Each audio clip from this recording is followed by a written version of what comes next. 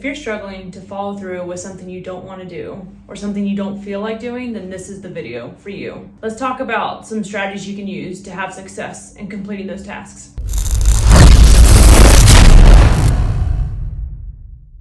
Hi, my name is Laurel. On this channel, we're going to talk about all things performance psychology to help you get your head in the game. Okay, so listen. I know I said we'd talk about self-talk strategies in my next video, but I had a thing I had to do yesterday that really inspired me to talk about motivation today. And that really hard thing I had to do was I had to go for a run. Just to give you a backstory, I went for a 4-mile run yesterday. And to some, that sounds like a walk in the park or even a warm-up. To others, that sounds really difficult and not fun. I'm in the second group. It sounds difficult and it's not gonna be fun.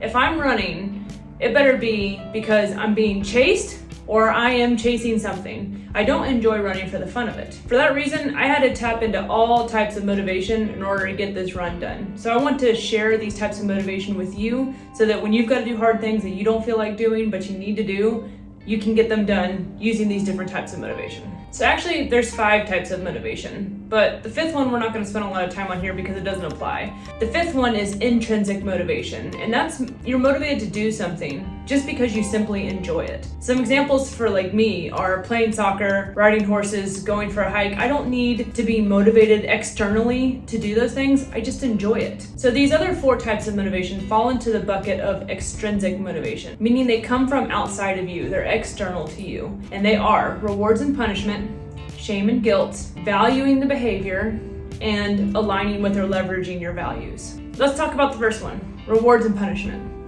If you're motivated by rewards or punishment, then you're either willing to do the behavior because of the outcome you'll get from it, or you're trying to avoid something negative happening on the back end.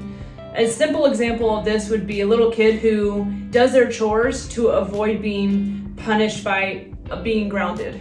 Okay, the reward side is more like trying to get the carrot, the dangling carrot thing. And what this looks like for adults is you're willing to do something because it makes you money, that's a reward, or you could be doing something to avoid a punishment, which you could be doing your job to avoid getting fired. Okay, that's number 1. The second type of motivation is shame and guilt. In this situation, you are motivated to do something to avoid feeling shameful or ashamed, or avoid feeling guilty. Back to my run. I was willing to go on my run. I was motivated to go on my run because I wanted to avoid feeling guilty for not working out yesterday. I didn't have a chance to go to the gym and do what I actually intrinsically like doing, which is lifting weights. And so I still needed to get a workout in. So I leveraged the motivation to run to avoid feeling guilty. The third type of motivation is valuing the behavior. And what this means is you're willing to do the behavior because you know what it will produce for you on the back end.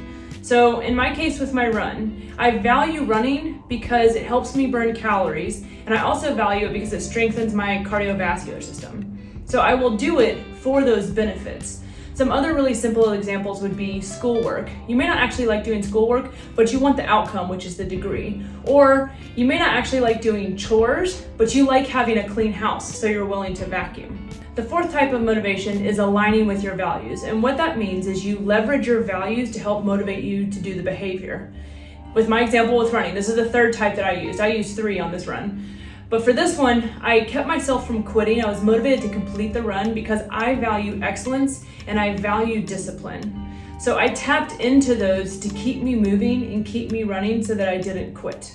So what does this mean for you? Well, there's 3 lessons here. 1, you need to gain some self-awareness around the thing that you need to accomplish.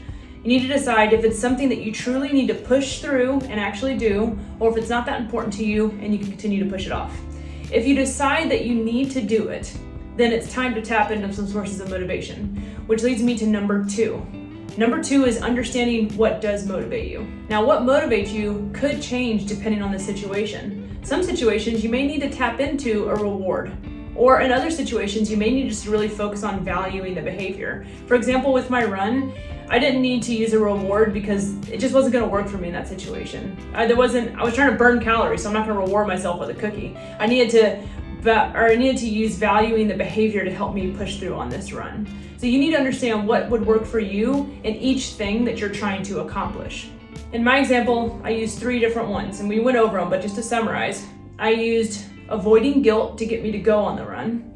I used valuing the behavior, I value running, to keep me on the run. And to keep me from quitting, I dug into my values around excellence and discipline to keep me going. This leads me to my last point. You need to know your values. There's a couple different ways to do that. You could do some self-reflection and think about which values you think you leverage on a daily basis to help you do the things that you need to do. But if you need some help with that, Penn State has a really great survey that you could go take, and I'll link it in my description down below so you could go take it. It's called the Values and Action Survey. Now, just as a warning, it's a little long, it's 240 questions, but it's really valuable information that you get out of it to help gain some self-awareness on what values are having impact on your daily behavior. And if you need help understanding your results, or if you want to talk about it more, feel free to leave me a comment down below and I'll get in touch with you and we can talk a little bit more about your results and what you can do with them.